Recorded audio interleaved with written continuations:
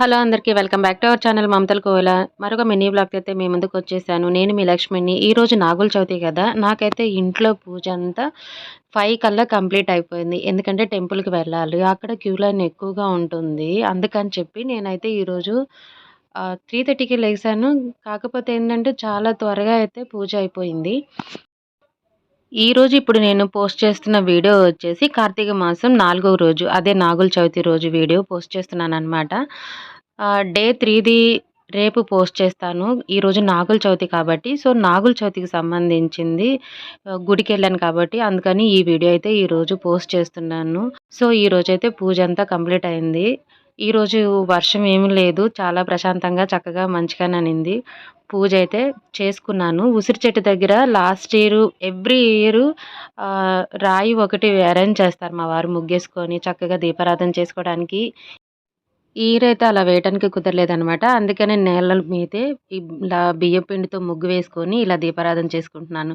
దీపారాధన చేసిన తర్వాత నేను వీడియో తీసుకుంటున్నప్పుడు ప్రతిసారి గమనిస్తానండి.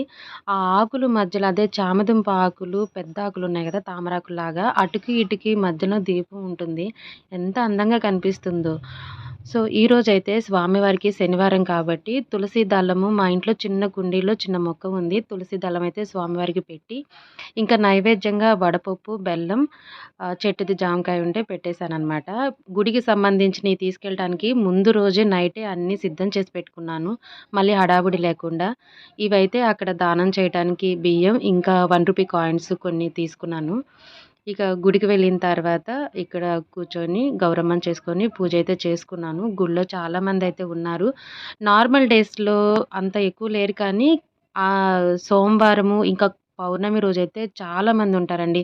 మనం అక్కడ కూర్చొని పూజ చేసిన తర్వాత దీపం ఇలా చేసి పక్కకి రాగానే తీసి పక్కకు వేసేస్తారనమాట.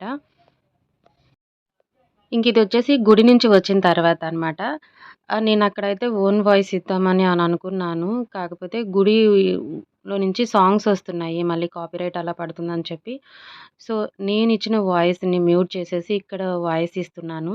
గుడికి వచ్చిన తర్వాత నేనిలా హెయిర్ లీవ్ చేసుకొని ఉన్నానని మీరు అనుకోవచ్చు. అలా ఏం కాదండి. రబ్బర్ బ్యాండ్ పెట్టేసుకొనే వెళ్ళాననమాట.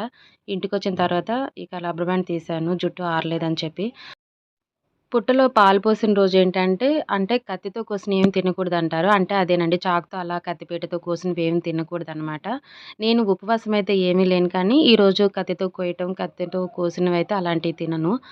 అమ్మ అయితే ఉపవాసం ఉంటే, ఆ మరుసటి రోజు కూడా సద్దిపాలు పోసొచ్చి ఉపవాసం విడిచేది.